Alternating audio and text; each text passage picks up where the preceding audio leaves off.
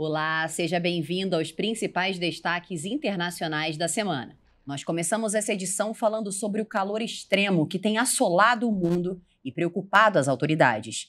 O Serviço de Mudanças Climáticas Copérnicos confirmou que o mês de julho foi o mês mais quente já registrado na história. Esse calor extremo continua castigando principalmente o sul da Europa. O mês passado também foi marcado por ondas de calor e incêndios em todo o mundo, com temperaturas médias na atmosfera de 0,72 grau, mais elevadas que as médias registradas para julho entre 1991 e 2020.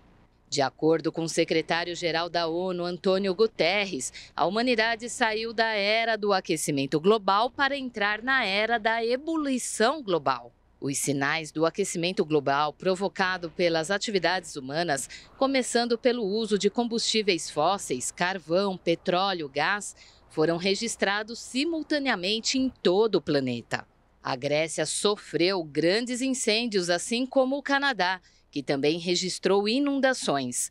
As ondas de calor sucessivas no sul da Europa, norte da África, sul dos Estados Unidos e parte da China também provocaram muitos danos.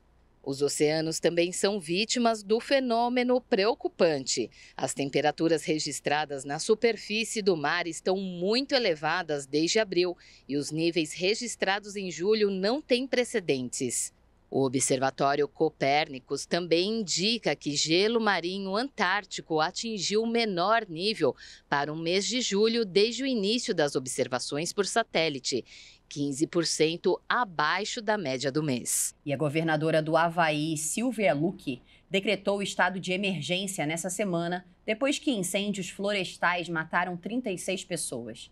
Os moradores precisaram entrar no mar para fugir das chamas. Os incêndios alimentados pelos fortes ventos do furacão Dora, que passou ao sul, pegaram a ilha de Maui de surpresa, deixando para trás carros carbonizados e pilhas de escombros onde ficavam prédios históricos. Turistas e moradores entraram na água do mar para fugir das chamas, até serem resgatados pela guarda costeira. Autoridades informaram que 271 estruturas foram danificadas ou destruídas pelas chamas e dezenas de pessoas ficaram feridas. A Cruz Vermelha Americana abriu um centro para receber pessoas deslocadas. A governadora do Havaí, Sylvia Luke, decretou estado de emergência. Estradas e escolas foram fechadas por causa do fogo. Segundo o Serviço Nacional de Meteorologia dos Estados Unidos, os atuais incêndios florestais ficaram fortes devido a uma combinação de condições: vegetação seca, ventos fortes e baixa umidade. De acordo com a Universidade do Havaí, quase todos os anos há grandes incêndios em algumas partes do arquipélago havaiano, mas a intensidade dos incêndios deste ano é incomum. E ainda sobre o assunto, o calor registrado recentemente no mundo pode impactar o PIB mundial. O alerta foi feito na quarta-feira pela seguradora de crédito Allianz Trade, que prevê redução de 0,6% no Produto Interno Bruto Mundial em 2023. O estudo ainda indica que a China pode perder até 1,3 ponto de crescimento. O mês foi marcado por ondas de calor e incêndios em todo o planeta. A seguradora destacou que o aumento de temperatura foi particularmente sentido nos Estados Unidos, Europa, China e outros países da Ásia. E vamos falar agora sobre o conflito no leste europeu. Uma explosão em uma fábrica de material pirotécnico deixou pelo menos um morto e 12 desaparecidos na Rússia na quinta-feira, além de dezenas de feridos. No campo de batalhas, a Rússia anunciou avanços e a Ucrânia recomendou a saída de moradores vulneráveis de uma localidade atacada. As informações são do Comitê de Investigação russo. O governador da região, Andrei Vorobyov, afirmou que os investigadores consideram que a explosão não foi provocada por um ataque com drones. A capital russa e sua região foram alvos frequentes nos últimos meses de ataques com drones atribuídos à Ucrânia. No campo de batalhas, a Rússia anunciou avanços no nordeste ucraniano, perto de Kupiansk. As autoridades ucranianas relataram um aumento dos ataques russos na região e recomendaram aos seus habitantes mais vulneráveis nesta quinta-feira que deixem o local. Conquistada pelos russos em fevereiro de 2022 e retomada pelas tropas ucranianas em setembro, Kupiansk tinha cerca de 25 mil habitantes antes da guerra. No outro lado da frente de batalha, um depósito de petróleo na região ucraniana de Rivne foi destruído por um ataque de drones em larga escala também nesta quinta-feira, de acordo com o governador local, Vitaly Koval. O ministro russo da Defesa, Sergei Shoigu, disse que as ameaças dos países ocidentais nas fronteiras com a Rússia exigem uma resposta rápida e adequada. Moscou fez um alerta sobre o posicionamento de países ocidentais nas fronteiras com a Rússia. De acordo com o ministro russo da Defesa, Sergei Shoigu, a ameaça nessas regiões de limite exige uma resposta rápida e adequada. A disposição do Ocidente de investir uma parcela significativa dos recursos disponíveis na Ucrânia para virar a situação no campo de batalha a seu favor cria sérios riscos de uma nova escalada do conflito. As ameaças à segurança militar da Federação Russa se multiplicaram no oeste e em direções estratégicas do noroeste. Um sério fator desestabilizador é a adesão da Finlândia e, em longo prazo, da Suécia à OTAN.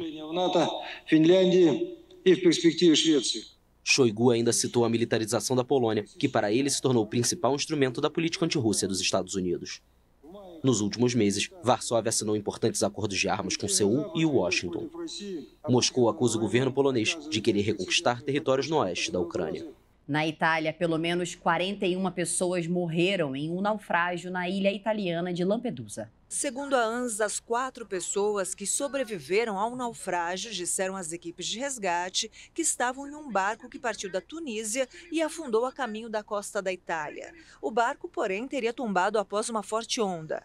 Os sobreviventes foram salvos por um navio cargueiro e depois transferidos para um navio da Guarda Costeira. As 4 pessoas que escaparam da morte são originárias da Costa do Marfim e da Guiné, a ilha Lampedusa, na Itália.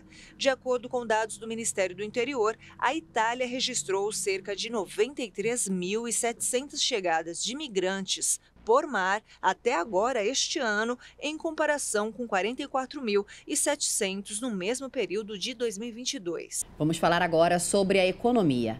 A China registrou em julho a queda mais expressiva das exportações desde o início de 2020.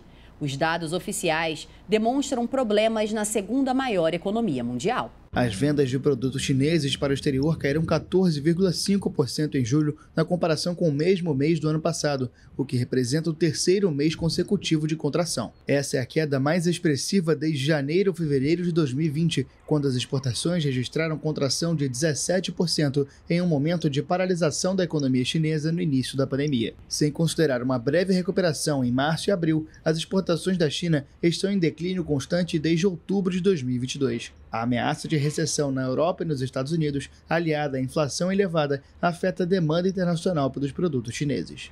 E ainda na China, o país entrou em deflação pela primeira vez em mais de 2 anos, ao contrário das principais economias que lutam contra a inflação. Os chineses são pressionados pela fragilidade no consumo doméstico, que complica a recuperação econômica. De acordo com dados divulgados nesta quarta-feira pelo Escritório Nacional de Estatísticas, o índice de preços ao consumidor do gigante asiático registrou uma queda de 0,3% em julho, penalizado pela crise no setor imobiliário e pela fragilidade do consumo doméstico, que dificultam a recuperação econômica. Embora essa queda de preços possa parecer benéfica para o poder aquisitivo, no longo prazo é uma ameaça macroeconômica, porque os consumidores tendem a adiar as compras à espera por novas quedas nos custos. E na ausência de demanda, as empresas são obrigadas a cortar a produção e aceitar novos descontos para liquidar seus estoques, enquanto congelam contratações ou fazem demissões. A China já vivia um breve período de deflação no final de 2020 e início de 2021, principalmente devido ao colapso do preço da carne suína, a mais consumida no país. No Equador, o candidato à presidência, Fernando Villavicencio, foi assassinado com 3 tiros na cabeça quando saía de um comício na cidade de Quito, na quarta-feira. Após o assassinato, o presidente do Equador, Guilherme Lasso, decretou estado de exceção no país e garantiu que as eleições marcadas para o dia 20 de agosto serão mantidas. Esse vídeo que circula nas redes sociais mostra o momento do atentado.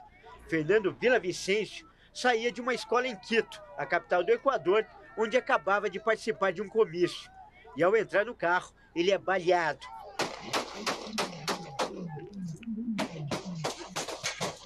Vila Vicêncio recebeu 3 tiros na cabeça.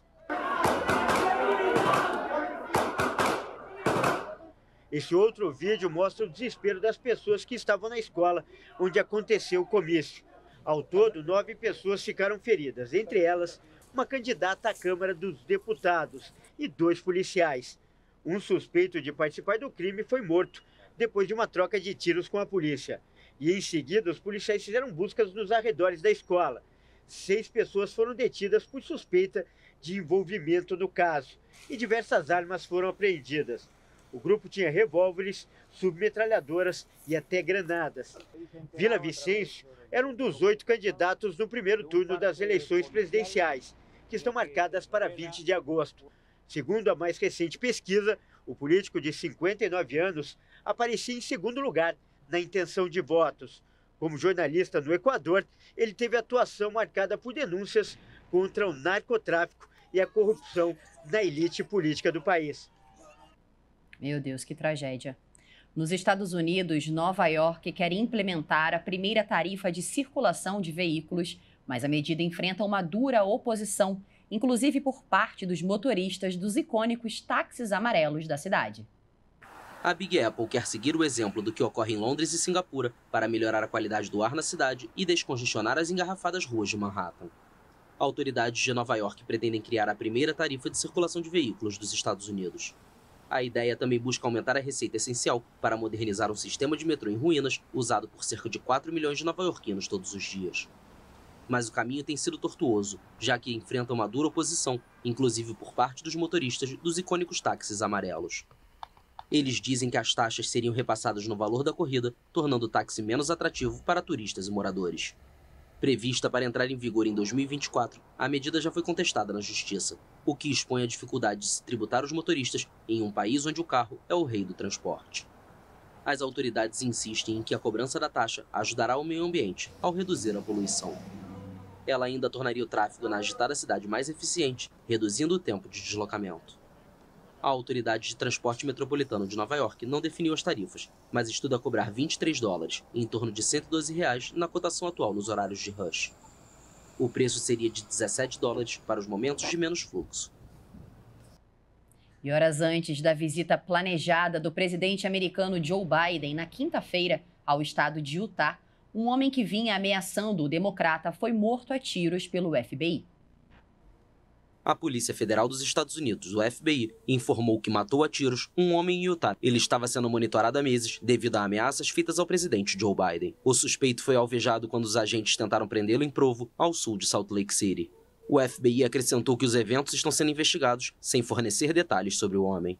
A ação aconteceu horas antes da visita planejada de Biden ao estado no oeste do país. De acordo com uma denúncia dos procuradores federais em Utah, trata-se de Craig Robertson.